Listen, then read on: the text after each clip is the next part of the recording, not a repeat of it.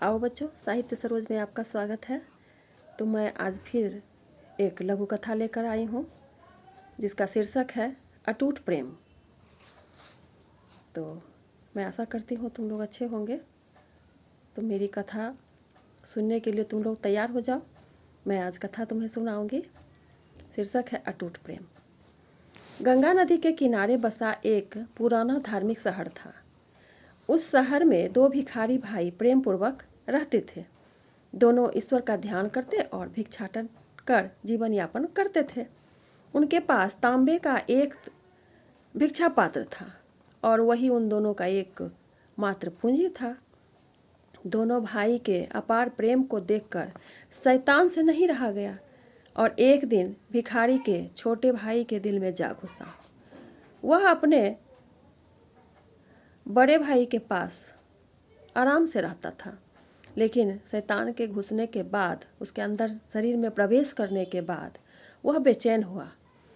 तो अपने बड़े भाई से बोला, साथ साथ रहते हमें लंबा समय बीत गया है, अब अलग होने का समय आ गया है, इसलिए हमें इस भिक्षा पात्र को बांट लेना चाहिए। भिखारी के बड़े भाई को सुनकर यह झटका लगा। वह बोला, छोटे, यह बात तुम्हारे मुख से सुनकर बड़ा दुख हुआ। अगर तुम मुझे छोड़ना चाहते हो छोड़ सकते हो, लेकिन भिक्षा पात्र तुम अपने पास रख लो क्योंकि तुम छोटा है।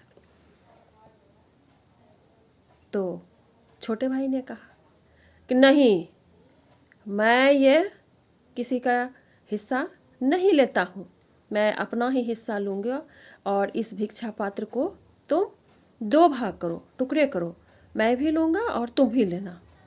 तो बड़े भाई ने समझाया कि नहीं, इस पात्र को टुकड़े करने से किसी का लाभ नहीं होगा, बल्कि हानि ही हानि होगा। तुम ऐसा करो, लॉटरी लगा लो, लॉटरी में जो जीतेगा उसका ये भिक्षा पात्र होगा। तो छोटे ने क्या कहा, नहीं, मेरी एक शर्त है, सुन लो, कि मैं जीतूंगा तब भी मैं अपना हिस्सा ही लूँगा और जब मैं हार जाऊंगा तब भी मैं अपना ही हिस्सा लूँगा। तो चलो, क्या शर्त तुम्हें मंजूर है?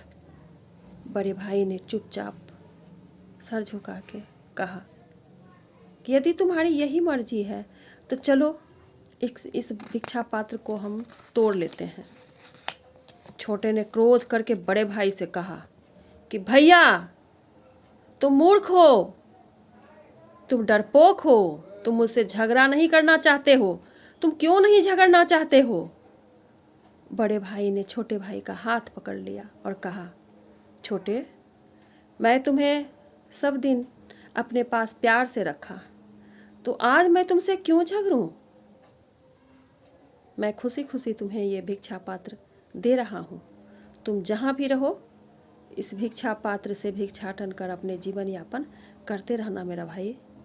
और वहाँ से वो चला गया।